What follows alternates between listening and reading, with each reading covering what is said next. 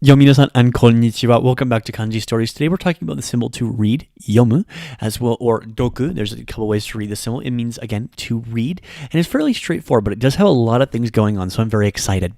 So we have, of course, the on reading, doku, toku, and to, and the kun reading, yo. Now, doku is going to be used a lot more often, as in the words like dokusho or dokusha, and a couple of other words like that. And then we have yomu, which is the usual verb. And that's kind of how you're going to see things, because the on reading is majoritively used when a kanji is read in conjunction with other kanji, usually as what's called a jukugo. And then we also have the kun reading, which is a kanji that's read usually by itself or as a verb form. And with that, let's talk about this etymology, because we have four things going on in this symbol. So first we have here the words, the mouth with hojo ones coming out, each of the syllables coming out in Japanese, followed by above here we have a warrior. Now, a lot of people see this symbol and think, no, that's earth. That's the physical dirt on the ground.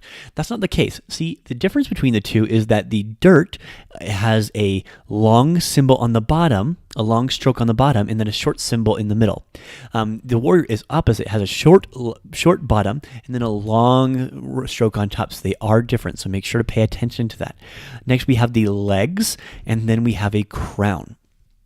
Now, how do I memorize this symbol? Again, if you have something better, please comment down below. And if it's an awesome way to read it, I will make sure to pin you to the top so that everyone can see your awesome translation. And I do read every single comment. It's easy right now when I only have like 400 people following me.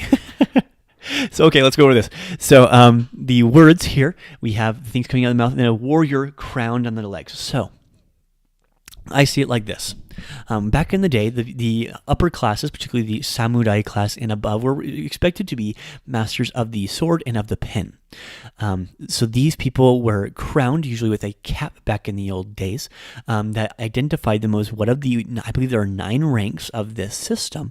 So you had a crown, and you were a warrior, and you could speak and read and go anywhere that you really pleased because you actually had that autonomy being of this hierarchical class.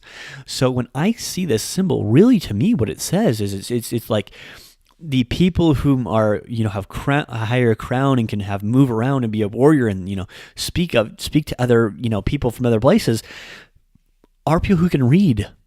I know it's kind of silly. I'm sorry, it's not as good as some of my other ones, the way to memorize it, but I do think this really just shows the power of being able to read.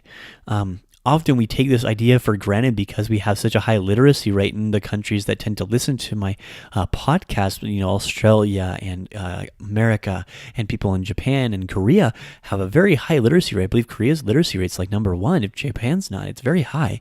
And so it really pulls into a lot of different things, being able to see words and being an educated person, being able to go over them and have that crown, that ability to kind of have that in your mind is very powerful. So I would like to see how you memorize it. Let's look at some common words really fast. We have, of course, onyomi and the kunyomi, and then dokusho.